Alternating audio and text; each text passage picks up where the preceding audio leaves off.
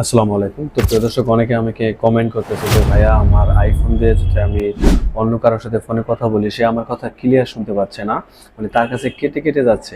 তো এই ধরনের সমস্যা অনেক আইফোন ইউজাররা পড়ে থাকে।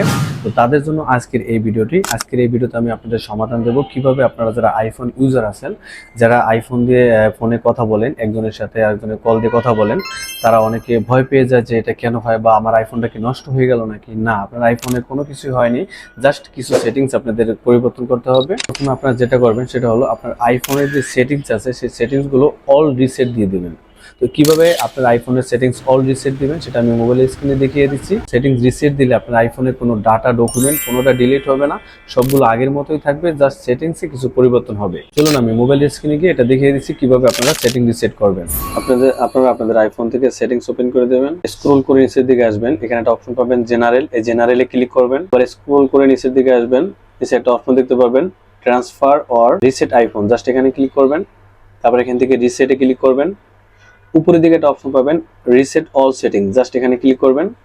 তারপর আপনার আইফোনের যে পাসকোড আছে সেটা দিয়ে দিবেন, দেন দিয়ে দিলে আপনার আইফোনের সেটিংসটা রিসেট হয়ে যাবে, আপনাদের সমস্যার সমাধান হয়ে যাবে। দ্বিতীয় নাম্বার সেটিংস আপনারা কিভাবে করবেন চলুন মোবাইলের স্ক্রিনে গিয়ে দেখিয়ে দিচ্ছি।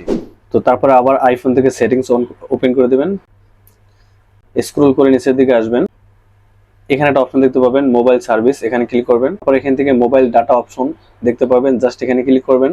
তারপর উপরের দিকে ভয়েস এন্ড ডাটা নামে একটা অপশন দেখতে পাবেন, এখানে ক্লিক করবেন। এখান থেকে যদি আপনি দেখেন বোল্ড অপশনটি আপনার অন করা আছে, যদি অন করা থাকে, যদি আপনার সমস্যা হয় অন করা থাকা অবস্থায়, তাহলে আপনারা এখান থেকে এটাকে অফ করে দিবেন। আর যদি অফ করা থাকে আর কথা বলা অবস্থায় যদি দেখেন যে সমস্যা হচ্ছে, তাহলে এটাকে অন করে দিবেন। প্রিয় দর্শক, এবার আমি আপনাদেরকে একটা এক্সট্রা টিপস দেই, সেটা হলো আপনার ফোনের ব্যাক কভার বা গ্লাস গার্ড নিচের মাইক্রোফোন থেকে ঢেকে দিচ্ছে কিনা, বা মাইক্রোফোনের ধুলা জমে আছে কিনা তা পরিষ্কার করে নিন, তাহলে আপনারা কিন্তু একদম লাউড অ্যান্ড ক্লিয়ার কথা শুনতে পারবেন।